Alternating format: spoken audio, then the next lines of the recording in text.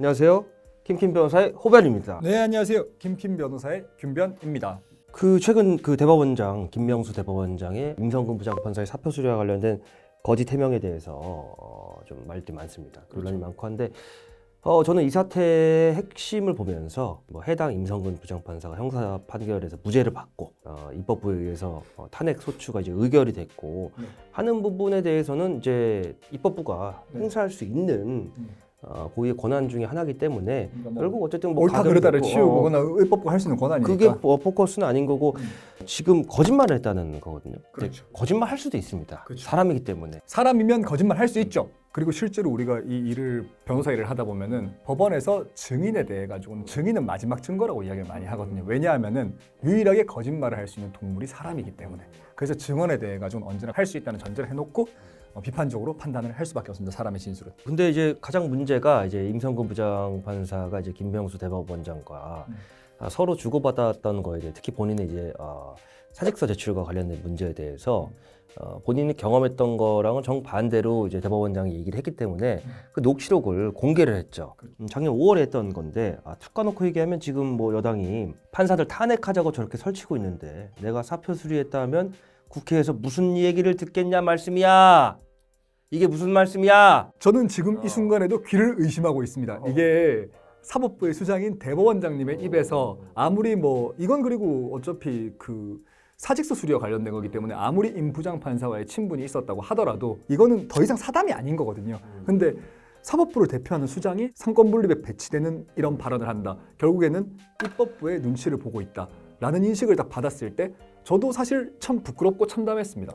이게 계속 이제 사법부에 순환이 반복되고 있는 게 지난 이제 박근혜 대통령 정부 때 양승태 대법원장이 이제 정권의 시녀처럼 보이는 행위들을 많이 해서 지금 재판도 받고 있고 참 역대 최악의 대법원장이었다라는 평이 많은데 지금 이제 문재인 대통령 정권으로 와서도 이제 김명수 대법원장의 비교적 스타일이 비교적 이제 업무 처리를 무난하게 무탈하게 잘 해 나간다라는 이제 함화평이 많았는데 어쨌든 내부 조직인 구성원 중에 한 사람이 판사의 사표 수리와 관련해서 본인의 사법부의 수장으로서 가치가 확 뚜렷하고 그래서 이런 부분에 대해서 국민들이 바라보는 사법부의 신뢰 문제와 관련해서 수리가 안 된다라는 것이 아니라 정권에서 저렇게 하고 있는데 사표 수리하면 내가 저들이 날 가만두겠냐라는 그런 눈치를 본다는 게 이게 우리나라 이제 삼권 분립에 있어서는 사법부의 그 능력과 기능과 역할이 상대적으로 너무 축소돼 있고 제대로 돌아가지 않는구나. 그 근간을 살펴보면 어쨌든 사법부의 수장이 대법원장을 대통령이 임명하는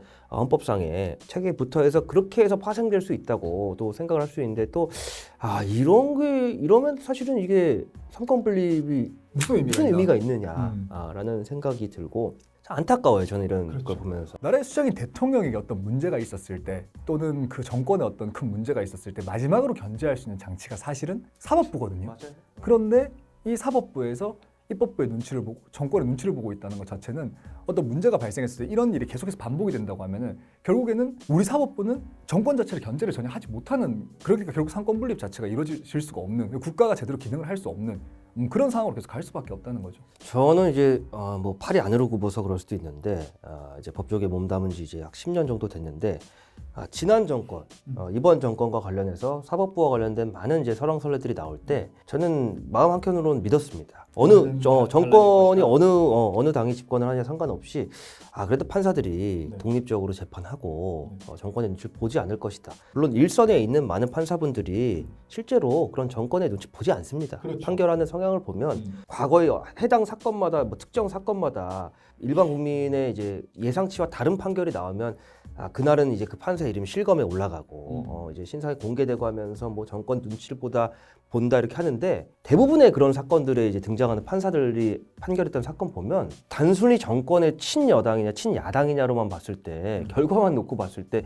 친여당 성향의 판결도 하지만 그러지 않은 판결도 많거든요. 그렇죠. 특히 사법부의 수장들이 계속 이렇게 정권의 눈치를 보고 있다는 지난 근 10년 동안에 행위들을 볼 때 참 씁쓸하고 그럼 한 조직의 수장이 이런데 그 밑에 제대로 된 사법부 기능이 발휘될 수 있느냐에 대해서 좀 회의적인 좀 씁쓸한 마음이 많이 들고 그래서 실제로는 이제 법원 내부 게시판에서 다수의 판사분들께서 이제 그 김명수 대법원장한테 사퇴를 하라고 이렇게 이야기를 요구를 하고 있다고 해요. 변호사도 법조 3륜이라고 해가지고 결국 판사와 검사와 변호사 이렇게 해가지고 이걸 법조 3륜이라고 해서 이 세 바퀴가 잘 굴러가야지 또 사법부가 제대로 돌아간다라고 이제 이야기를 하거든요.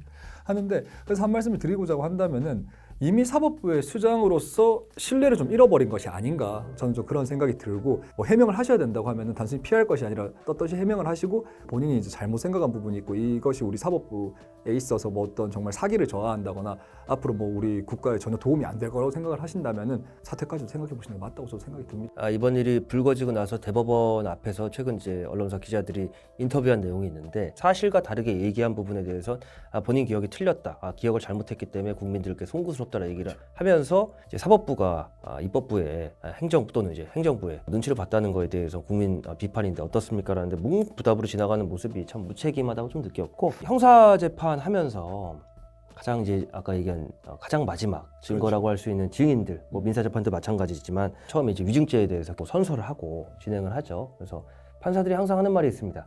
기억이 없고 없는 건 없다고 해라. 불분명한 거에 대해서 아는 것처럼 답변하지 말라. 근데 저는 그렇게 생각을 해요. 지난 5월에 김명수 대법원장이 그렇게까지 그 당시에 이슈가 되고 정치권의 눈치를 본인이 봤다면 그렇기 때문에 더 기억에 남을 수밖에 없는 사건이라고 생각을 하는데도 불구하고 막상 증거를 이제 눈앞에 갖다 놓기 전까지는 기억에 왜곡되는 소리를 한 것은 뭐 경험칙상 명백해 보인다라는 생각이 드니까 더 씁쓸한 것이고 참 이제 언제까지 도대체 이제 사법부가 이제 행정부의 눈치를 보고 입법부의 눈치를 보고 해야 되는 건가? 변호사 생활을 하면서 경험했던 10년 동안 그 전까지는 사실 저도 뭐 큰 관심이 없었거든요. 저도 뭐 그때 관심이 없었죠. 사법부에 이제 관계돼 있으신 많은 분들 같은 경우에 꼭 정말 이걸 기억해 주셨으면 좋겠는 게 대한민국에 만약에 정의가 무너진다고 할 때 그 정의를 마지막까지 붙잡을 수 있는 거는 여러분의 양심입니다. 처음에 법관이 되실 때 그때 생각했었던 내가 왜 법관이 됐냐를 다시 한번 돌아가서 생각해 보시면서 마지막으로 입법부, 행정부, 사법부에 계신 특히 이제 국민한테 특정 부처의 입장을 밝히시는 위치에 있는 분들 한마디 드리고 싶습니다. 여러분 우리 모두 구라는 치지 맙시다. 구라들 너무 많이 쳐 제가 보니까. 그래서 구라 치지 말고 좀 진정성 있는 모습 기대하겠습니다. 다음 시간에 다시 돌아오겠습니다. 감사합니다. 네, 감사합니다.